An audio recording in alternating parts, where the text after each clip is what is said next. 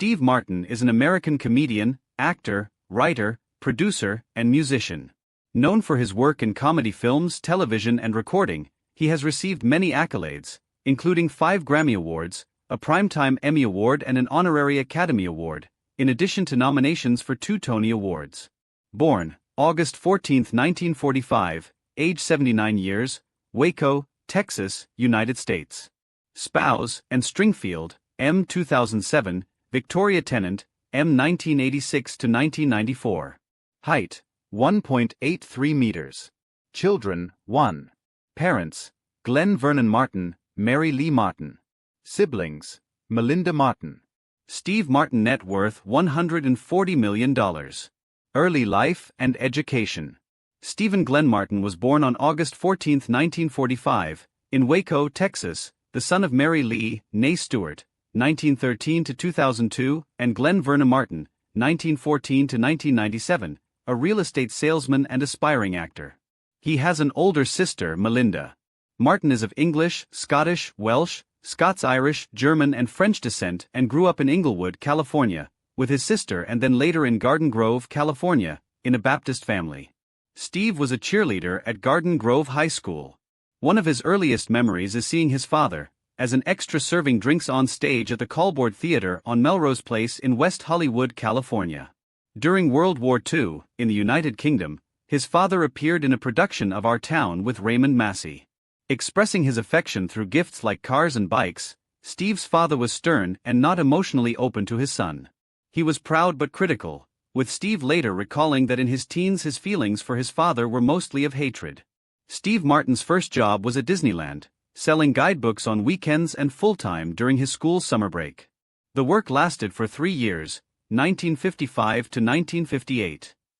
During his free time, he frequented the Main Street Magic Shop, where tricks were demonstrated to patrons. While working at Disneyland, he was captured in the background of the home movie that was made into the short-subject film Disneyland Dream, incidentally becoming his first film appearance. By 1960, he had mastered several magic tricks and illusions and took a paying job at the magic shop in Fantasyland in August. There he perfected his talents for magic, juggling, and creating balloon animals in the manner of mentor Wally Bogue, frequently performing for tips. In his authorized biography, close friend Morris Walker suggests that Martin could be described most accurately as an agnostic.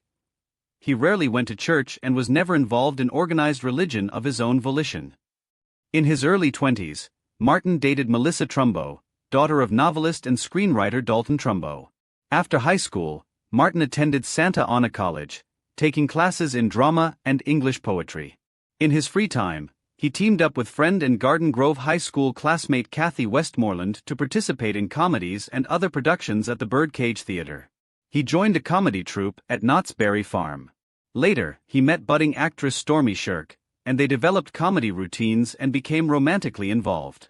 Shirk's influence caused Martin to apply to the California State University, Long Beach, for enrollment with a major in philosophy.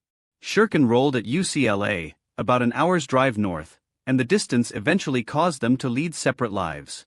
Inspired by his philosophy classes, Martin considered becoming a professor instead of an actor-comedian. Being at college changed his life. It changed what I believe and what I think about everything. I majored in philosophy. Something about non sequiturs appealed to me. In philosophy, I started studying logic, and they were talking about cause and effect, and you start to realize, hey, there is no cause and effect. There is no logic. There is no anything. Then it gets real easy to write this stuff because all you have to do is twist everything hard. You twist the punchline, you twist the non sequitur so hard away from the things that set it up. Martin recalls reading a treatise on comedy that led him to think, what if there were no punch lines? What if there were no indicators? What if I created tension and never released it? What if I headed for a climax, but all I delivered was an anticlimax? What would the audience do with all that tension? Theoretically, it would have to come out sometime. But if I kept denying them the formality of a punchline, the audience would eventually pick their own place to laugh, essentially out of desperation. Martin periodically spoofed his philosophy studies in his 1970 stand-up act, comparing philosophy with studying geology. If you're studying geology, which is all facts, as soon as you get out of school you forget it all, but philosophy you remember just enough to screw you up for the rest of your life. In 1967, Martin transferred to UCLA and switched his major to theater. While attending college, he appeared in an episode of The Dating Game, winning a date with Deanna Martin. Martin began working local clubs at night, to mixed notices, and at 21, he dropped out of college. Career: stand-up comedy, late night.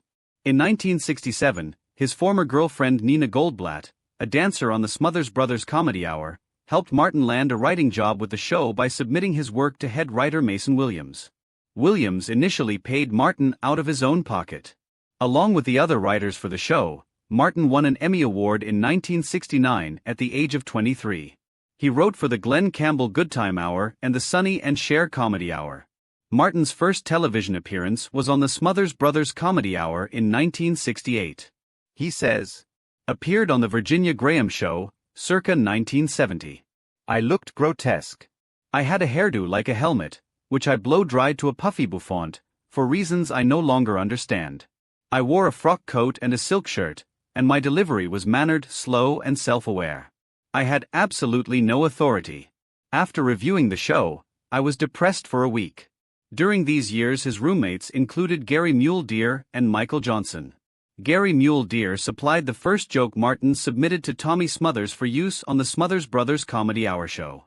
Martin opened for groups such as the Nitty Gritty Dirt Band, who returned the favor by appearing in his 1980 television special All Commercials, The Carpenters and Toto. He appeared at the Boarding House, among other venues. He continued to write, earning an Emmy nomination for his work on Van Dyke and Company in 1976.